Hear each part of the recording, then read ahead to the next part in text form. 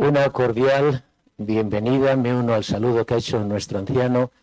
Un abrazo cariñoso y cordial bienvenida para todos. Deseo de corazón que los momentos que vamos a pasar juntos puedan ser momentos edificantes, momentos de riqueza. Hemos cantado Perdón, Señor y Dios. Y creo que una de las cosas que el creyente viene a hacer a la casa de Dios es a pedir perdón.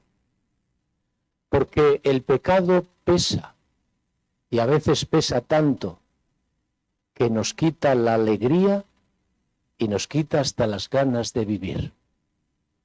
Por eso, qué bueno es tener un lugar donde podemos decir a nuestro Dios perdón.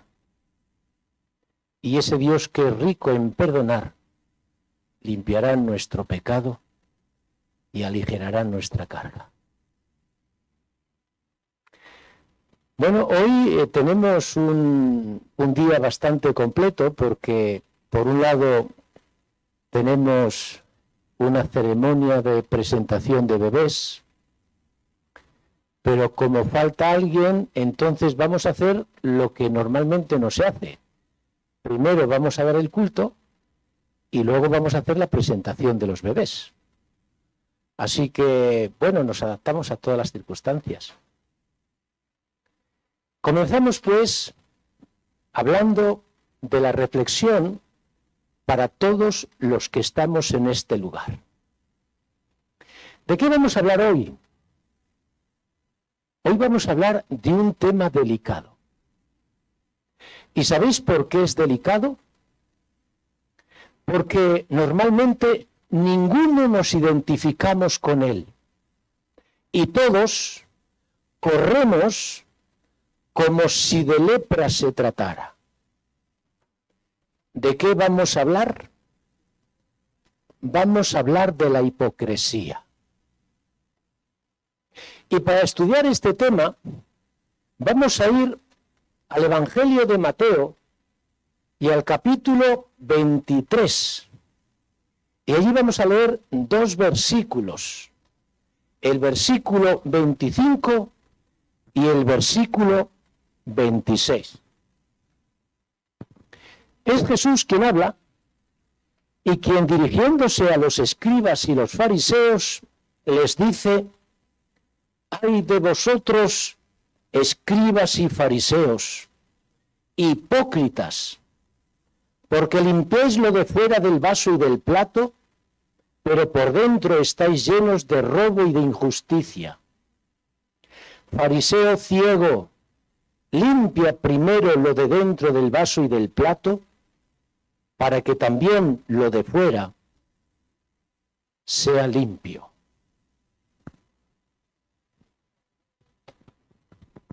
Son palabras de Jesús. Y tenemos que decir qué forma tan extraña de presentar la verdad. Sobre todo porque esa verdad viene de parte de alguien que siempre cuando hablaba lo hacía con tanta prudencia, con tanto respeto y con tanto cariño. Pero parece que en esta ocasión Jesús cambió su forma de hablar. Porque si te fijas bien, lo que hemos leído no refleja ni respeto, ni cariño, ni prudencia.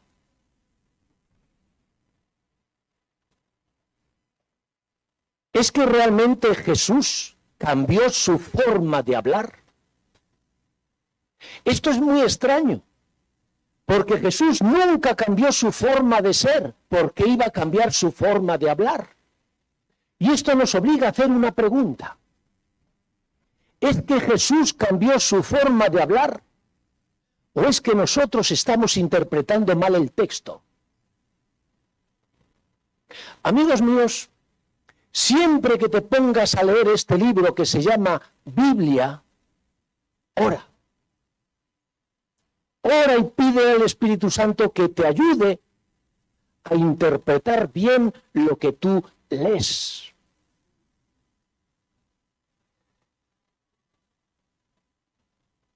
Solo te diré una cosa. Cuando uno lee varias veces este texto y lo lee despacito y con reflexión, uno descubre algo muy interesante.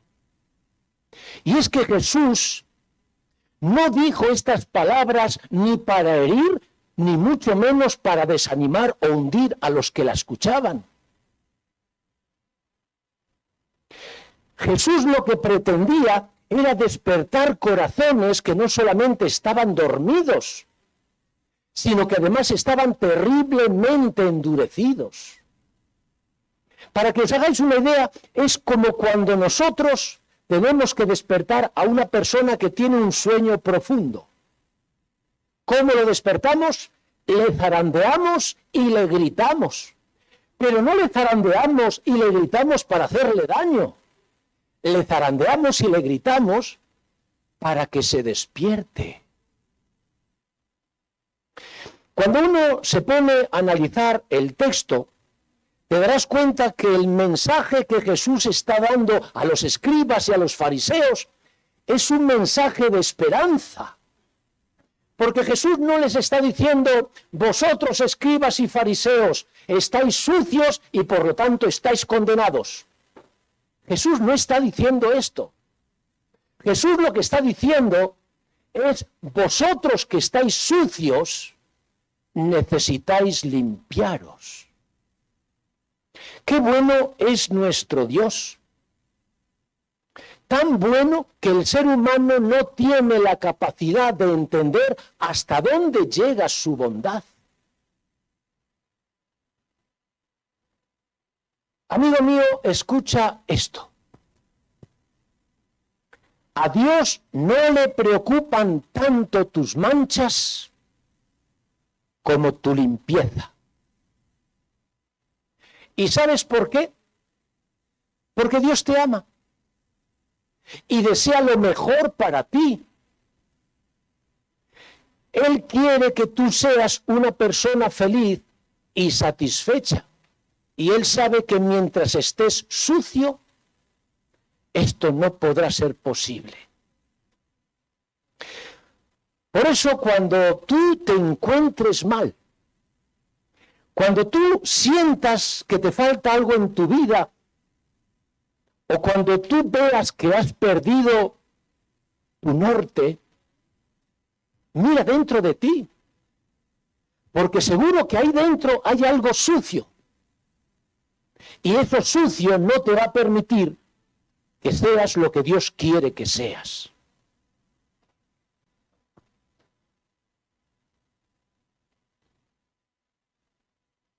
El mensaje que Dios nos da en esta mañana es el mismo que Dios dio a aquellos escribas y fariseos. Dios nos dice hoy, si tú estás sucio, no desesperes, porque la mancha de tu pecado puede limpiarse. Hablamos de la limpieza interior. Y a mí me gustaría deciros o mencionar 3 problemas con el que todos tenemos que enfrentarnos. El primer problema que tenemos que enfrentar es que no se trata de saber cómo limpio la mancha de mi pecado. De lo que se trata es de aceptar que yo soy realmente sucio. ¿Me permites que yo te lo repita de nuevo? El primer problema con el que tenemos que enfrentarnos todos no es saber cómo se limpia la mancha de mi pecado. El primer problema que tenemos que enfrentar es aceptar que nosotros estamos realmente sucios. El segundo problema que tenemos que enfrentar es que a todos nos encanta hablar de las manchas que tienen los demás, pero no nos gustan. No nos gusta hablar de nuestras propias manchas. Y eso no está bien. Y el tercer problema que tenemos que enfrentar es que cuando alguien te señale tu mancha, en lugar de aceptar y guardar silencio, ¿sabes lo que te va a pasar? Que tú negarás, tú te defenderás y muchas veces atacarás. Estos son los tres problemas que todos tendremos que enfrentar a lo largo de nuestra vida. Y dicho esto, ahora sí que podemos hablar de la hipocresía. Y para comenzar, a mí me gustaría hacerte 3 preguntas, no para que respondas, sino para que reflexiones. Primera pregunta. Si a ti alguien te dijese, oye, ¿tú eres hipócrita? ¿Cómo responderías? ¿Responderías con un sí o responderías con un no? Piensa. Segunda pregunta. ¿Es que tú sabes realmente lo que es la hipocresía? ¿Sabemos nosotros lo que es realmente la hipocresía? Piensa. Tercera pregunta.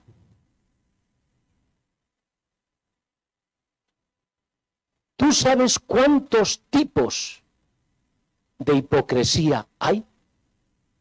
Te lo voy a decir de otra manera. ¿Tú sabías que no hay una única hipocresía, sino que hay muchas y todas son diferentes? Piensa. Quizás te sorprendan estas 3 preguntas que te acabo de hacer, pero créeme que estas 3 preguntas son necesarias para profundizar en el tema y para poder descubrir algo de la hipocresía que quizás no conozcas. Vamos a centrarnos en la segunda pregunta. ¿Qué es la hipocresía? ¿Sabes que responder esta pregunta es crucial? Porque si tú sabes responder lo que es la hipocresía, en el momento que respondas, las otras 2 preguntas quedan respondidas. Así que, ¿qué es la hipocresía? En mi trabajo pastoral, a veces cuando estoy en la iglesia, he hecho esta pregunta a los hermanos, a las hermanas, y les he preguntado, oye, para ti, ¿qué es la hipocresía? ¿Y sabéis lo que os tengo que decir? A todas las personas que yo he preguntado, me han respondido de la misma manera. Me han dicho, pastor, una persona es hipócrita cuando piensa una cosa y hace otra. Y yo me digo, ¿es esto realmente la hipocresía? Y tenemos que decir, sí, esto es hipocresía. Pero entonces yo me hago el siguiente planteamiento. Si la hipocresía consiste en pensar de una manera y actuar de otra, es curioso, porque entonces no podemos decir que los escribas y fariseos eran hipócritas, porque los escribas y fariseos siempre decían lo que pensaban y hacían lo que pensaban. Pero claro, pero entonces tenemos otro problema. ¿Por qué Jesús les llamó hipócritas? ¿Y sabes cuál es la respuesta? Porque la hipocresía de la que está hablando Jesús no es la hipocresía que acabamos de comentar. Ay, ahora decimos, pero entonces, ¿de qué hipocresía hablaba Jesús? De una hipocresía diferente. Vamos a verlo. Cuando tú te acercas a los evangelios, en los evangelios se narran experiencias que responden a esta pregunta. Por ejemplo, si tú vas al evangelio de Juan y vas al capítulo 8, allí te vas a encontrar con algo muy interesante. Allí verás que unos escribas y unos fariseos llevan a una mujer que la han cogido infraganti en el adulterio. Y entonces delante de Jesús, ahí se la llevaron, a Jesús le hacen una pregunta. Y le dicen, maestro, Moisés dijo que había que apedrear a estas mujeres. ¿Tú qué dices? Y sabéis que Jesús no dijo nada, guardó silencio. Pero como insistían, ¿tú qué dices? Entonces Jesús dio una respuesta. ¿Y sabes cuál fue esa respuesta? Si alguno está libre de pecado, que tire la primera piedra. Tú sabes que si Jesús no hubiese hecho lo que hizo, todos los hombres que estaban allí no habrían tenido ningún problema en coger piedras y se las habrían lanzado a la mujer. Y cuando nosotros leemos este hecho, en realidad, ¿qué nos está presentando? Hermano, hermana, ¿tú entiendes de la hipocresía que está hablando Jesús? Porque esta es la experiencia que responde a esa pregunta. La hipocresía que está hablando Jesús es aquella que se produce cuando alguien sucio y pecador actúa y se presenta como alguien limpio y sin pecado. Esta es la hipocresía que nos presenta y de la que habla Jesús.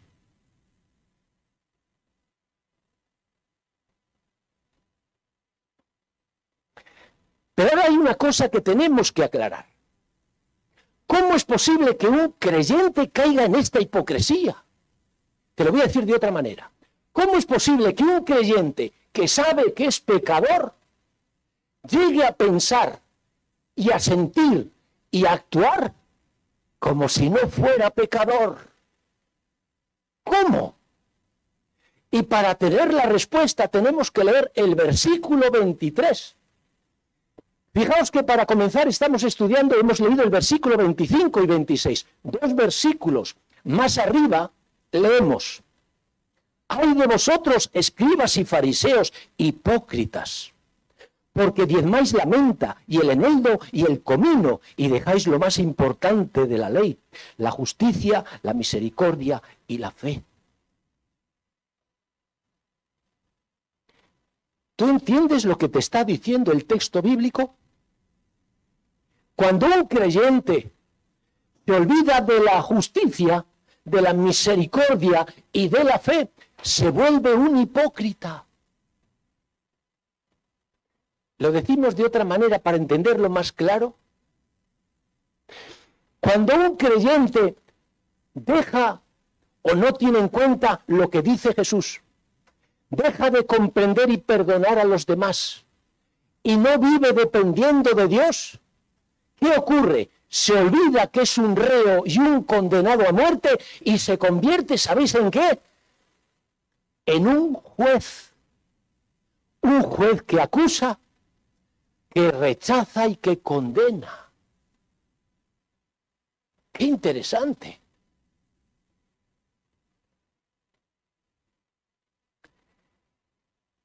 Jesús lo dijo muy claro. Si alguno está libre de pecado, que tire la primera piedra. Permíteme que yo te haga una pregunta. ¿Tú alguna vez has hecho esto? ¿Tú alguna vez has cogido la piedra y se la has lanzado a alguien? Y todos sabemos lo que representa la piedra. La crítica, la condena, el rechazo. ¿Tú has hecho alguna vez esto? Porque si tú lo has hecho, eso quiere decir que tú entras en el grupo de los hipócritas. Pero ¿sabes lo que quiere decir esto? Que todos formamos parte de este grupo, porque hay alguien aquí que no haya cogido alguna vez la piedra y se la haya lanzado a alguien. ¿Y esto a dónde nos lleva? Esto nos lleva a una cosa. Cuando uno entiende este tipo de profecía, de hipocresía, cuando uno se da cuenta que esta hipocresía es la que más le preocupa a Jesús, porque es la madre de todas las hipocresías.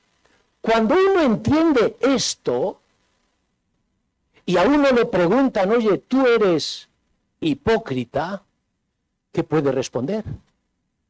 Tiene que decir, sí, porque yo siendo pecador, muchas veces actúo como si no lo fuera.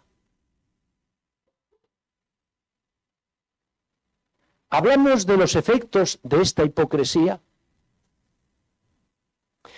Tenemos que decir que esta hipocresía es peligrosa por dos motivos.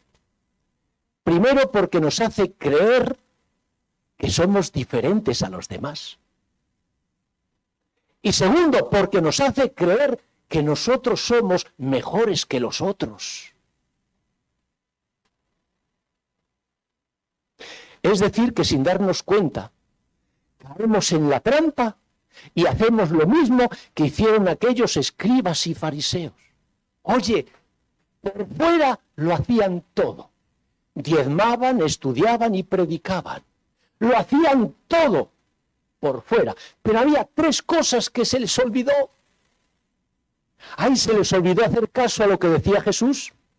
Se les olvidaba perdonar y se les olvidaba vivir dependiendo de Dios. Recuerda esto. Cuando a ti como creyente se olvidan estas tres cosas, te pasará exactamente igual que les pasó a los escribas y fariseos. Por fuera puede estar todo perfecto. El problema es que no te das cuenta de lo que tú eres.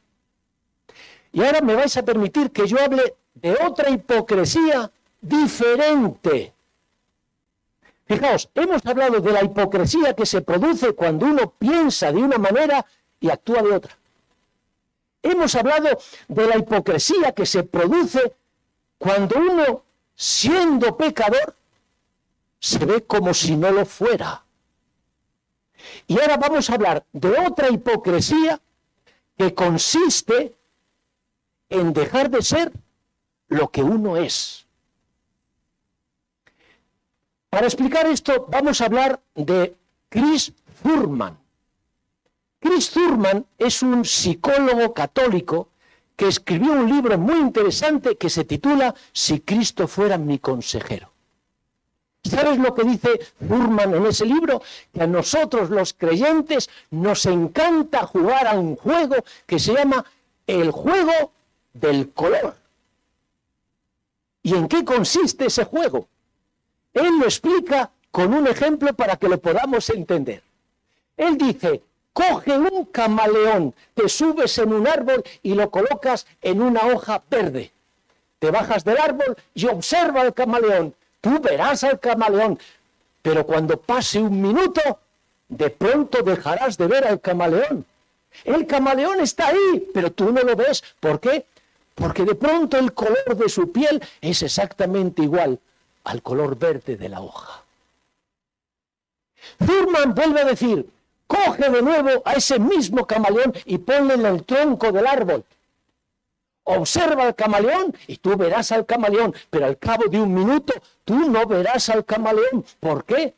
Porque del color verde se ha pasado a ese color marrón que tienen los árboles.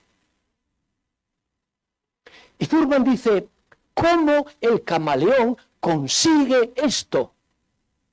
Y dice, el truco es que él tiene la capacidad de cambiar ciertas células pigmentadas, las oculta y muestra otras. Y él hace la aplicación.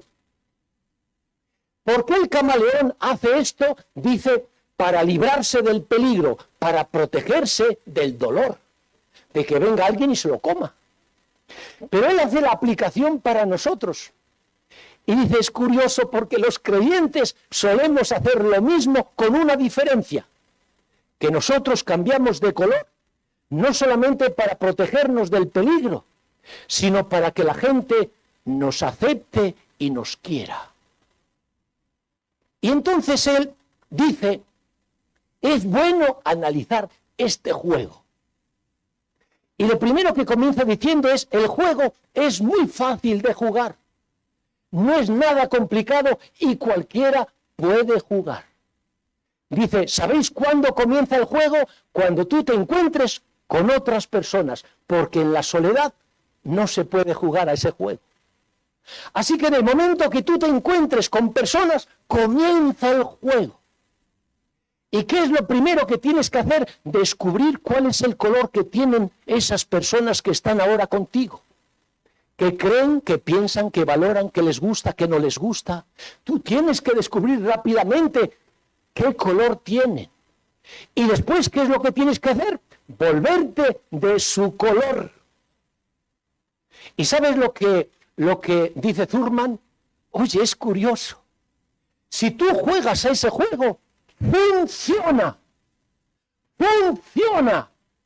Es decir, que cuando tú te cambias del color de los que están a tu lado, oye, empiezas a recibir sonrisas, cariños, aplausos, golpecitos en la espalda y palabras que nos gustan cuando nos dicen, me encanta estar contigo. Y él dice, lástima, porque si nuestra vida fuese tan sencilla como la de un camaleón, yo sería el primero que me apuntaría a ese juego. El problema es que nuestra vida, la vida del ser humano, es muchísimo más complicada que la de un camaleón. Así que no podemos hablar solamente de las ventajas, sino que hay que hablar también de los inconvenientes. Y él, fijaos, porque presenta 4 inconvenientes de jugar al juego del color. Primer inconveniente, determinar cuál es el color de los demás. Porque él dice, oye, un camaleón solo tiene que escoger entre 2 colores, el verde y el marrón. Pero nosotros, las personas, cada uno tiene su color y a veces una persona tiene varios colores. Así que, primer inconveniente, tienes que descubrir qué color, de qué color es el otro. Segundo inconveniente, hay demasiados cambios y demasiada velocidad en los cambios. Porque el camaleón en realidad cambia pocas veces y muy despacito. Pero nosotros nos movemos tanto, cambiamos tanto de lugar y cambiamos tanto de personas que en realidad los cambios de color tienen que ser bruscos y rápidos. Y cuando uno cambia de esta manera brusca de color, se producen 3 efectos dentro de uno. Él los menciona y dice, el estrés, el miedo y la preocupación. Tercer inconveniente, aunque sepamos jugar bien al juego del color, no nos sentiremos bien, porque el color que tú llevas no es el tuyo. Y cuando uno no lleva su color, pierde la autenticidad. Y cuarto inconveniente, es el peor inconveniente de todos. Si tú juegas, él dice, si tú juegas durante mucho tiempo al juego del color, terminarás olvidando cuál es tu color. Es decir, perderás tu identidad y no sabrás ni qué pensar ni qué creer, porque te verás inmerso en una selva de opiniones.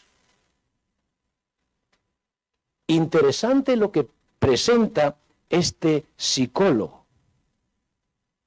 Tú sabes que Jesús conocía el juego del color. Hoy, ¿cuántas veces intentaron las gentes que Jesús cambiase su color? Que Jesús cambiase su forma de ser. Algunos querían que fuese un Mesías militar. Así que, ¿qué es lo que querían que hiciese? Que reuniese al ejército y con la fuerza fuese contra los romanos, derrocase a los romanos para hacerse vencedor. Pero hay otros que lo que se esforzaban era para que Jesús se adaptase al sistema. Y hay otros que, ¿sabes lo que querían? Que Jesús se marchase y les dejase en paz. ¿Cuál fue la respuesta de Jesús? Lo bueno que tenemos que decir es que Jesús nunca cambió su color. Y esto molestó tanto a algunos que decidieron clavarle en una cruz. ¿Cuál es el color de Jesús. El color de Jesús tiene 3 caras: ayuda, servicio y salvación. Ese era el color de Jesús. Y tenemos que decir qué color más bonito y cuánto necesitamos tener ese color. Y Jesús, antes de morir, dijo algo interesante: ejemplo os he dado para que, como yo he hecho, vosotros también hagáis. Y yo termino mi reflexión y me gustaría terminar resaltando 2 cosas. Primero, resaltaría lo que no es bueno. No es bueno pensar de una manera y actuar de otra. No es bueno comportarse como una persona limpia cuando uno es un pecador. Y no es bueno jugar al juego del color. No es bueno dejar de ser lo que uno es. Pero también me gustaría resaltar en segundo lugar lo que sí es bueno. Es bueno ser auténtico. ¿Eres cristiano? Actúa como tal. Pero no te olvides de que hay 3 cosas que te impedirán convertirte en un hipócrita: la justicia, la misericordia y la fe. Qué bonito que un creyente, cuando hace todo, recuerda estas 3 cosas: la justicia, Jesús; la misericordia, la comprensión y el perdón; y la fe, la dependencia de Dios. Querido amigo, querida amiga, probablemente cuando tú saliste esta mañana de tu casa para venir a la iglesia, te miraste varias veces al espejo. Simplemente porque querías ver cómo estabas. Y a mí me parece muy bonito, muy bueno, el que nos preocupemos de nuestra imagen externa. Pero así como nos ocupamos de nuestra imagen externa, ¿por qué no ocuparnos también de la imagen que tenemos dentro? Y para terminar, recuerda una cosa: a Dios no le importa tantos tus manchas como tu limpieza. Porque Dios quiere que te encuentres bien y que seas feliz. Que Dios nos bendiga a todos para reconocer lo que somos y no pretender ser lo que no somos. Que así sea. Bueno, no sé si ya tenemos a los 2 matrimonios que van a presentar a su hijo. Armando, ¿ya está aquí? Ya está aquí, me dice Antonia. Muy bien, pues vamos a realizar a continuación una de las ceremonias más bonitas y más importantes que tiene nuestra iglesia: la presentación de bebés. Esta mañana, Armando y Denitza, y Abdías y Rina van a presentar a sus hijas. Y yo tengo que decir que cuánto valora Dios este gesto que tienen los padres. Y para este momento singular y especial, la Iglesia dedica a los padres un texto de la Escritura. El texto se encuentra en el libro de Proverbios, donde el Señor nos dice lo siguiente: hay camino que al hombre le parece derecho, pero su fin es camino de muerte. Fijaos una cosa: cuando tú te pongas a leer este libro, tú te vas a encontrar con 3 cosas. Con la claridad, con la veracidad y con la funcionalidad. Es decir, la Biblia siempre es clara. La Biblia siempre dice la verdad. Y todo lo que dice la Biblia se cumple. ¿Cuál es la verdad que nos presenta esta mañana este texto y que dedicamos a los padres? Que el mundo en el que vivimos está lleno de caminos. Hay muchos caminos, muchos, demasiados. Y es curioso, cada camino tiene hermosas promesas. Por lo menos promete 3 cosas: vida, disfrute y felicidad. Ahora llega la Escritura, la palabra de Dios, ¿y qué es lo que nos dice? De todos los caminos que hay en este mundo, solo uno dice la verdad. Oye, y entonces los otros, todos mienten.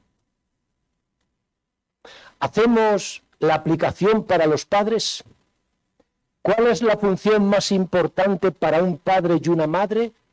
Y tenemos que decir que la función más importante de un padre y una madre es enseñar. Porque un padre y una madre tiene que enseñar tantas cosas al recién llegado, al recién nacido. Ahora bien, de todas las cosas que tiene que enseñar un padre y una madre, ese padre y esa madre nunca debería olvidarse de enseñar la verdad que nos presenta la Escritura. De todos los caminos que existen en este mundo, solamente uno le dará a vuestro hijo y a vuestra hija lo que necesita para vivir con fe, para vivir con esperanza y para vivir en la eternidad. Padres, que Dios os bendiga y os ayude en esta, para que seáis excelentes maestros. Así que yo os invito a venir aquí adelante para presentar a vuestra bebé.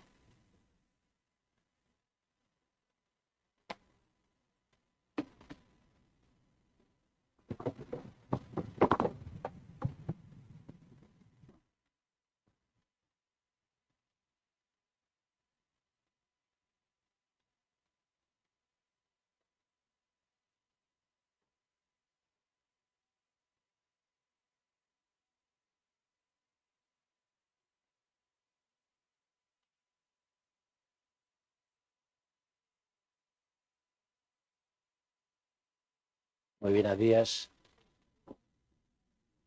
Qué fuerte estás, oye, ¿cómo Reina?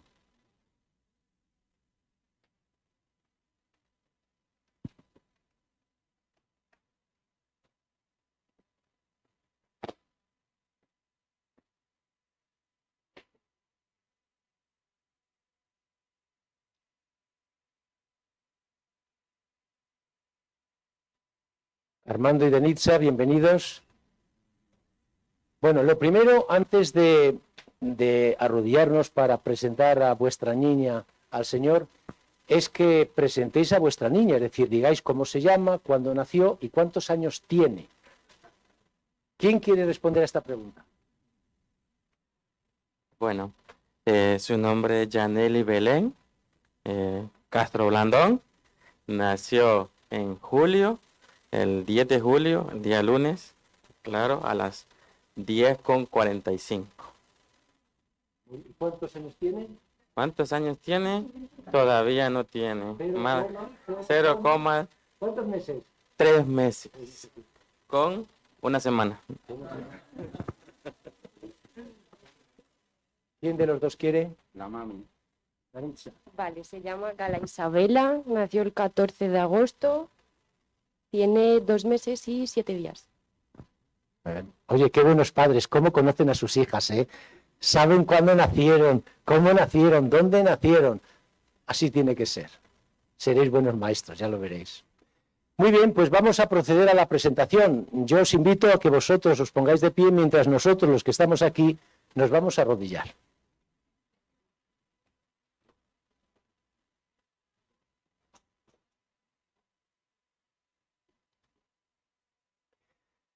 Querido Señor, en este momento tan bonito, tan especial y que tanto valoras, esta familia, estas 2 familias, traen a sus retoños en agradecimiento por ese regalo tan bonito que tú les has hecho. Nuestra petición, Señor, es que tú bendigas a estos dos bebés, que ahora les ayudes a desarrollarse físicamente bien, que tú les ayudes y proveas todo lo que necesitan para que emocionalmente también crezcan, con equidad y con estabilidad. Bendice a los padres, que son los que van a marcar el camino, que son los que van a proveer el sustento en todos los ámbitos. Ayúdales en los momentos difíciles para que recuerden que el mejor elemento educativo es el cariño, es la comprensión, es el abrazo, son los besos, es la sonrisa. Que tú, Señor, los ayudes a estar siempre unidos como familia y que sean luz allí donde se encuentren. Y que tu bendición, Señor, inunde sus vidas, sus hogares, para que esa bendición también se refleje en todos aquellos que se acerquen a ellos. Gracias por escucharnos, Señor, pues todo te lo pedimos y agradecemos en el nombre y por los méritos de tu Hijo Jesús. Amén. Amén.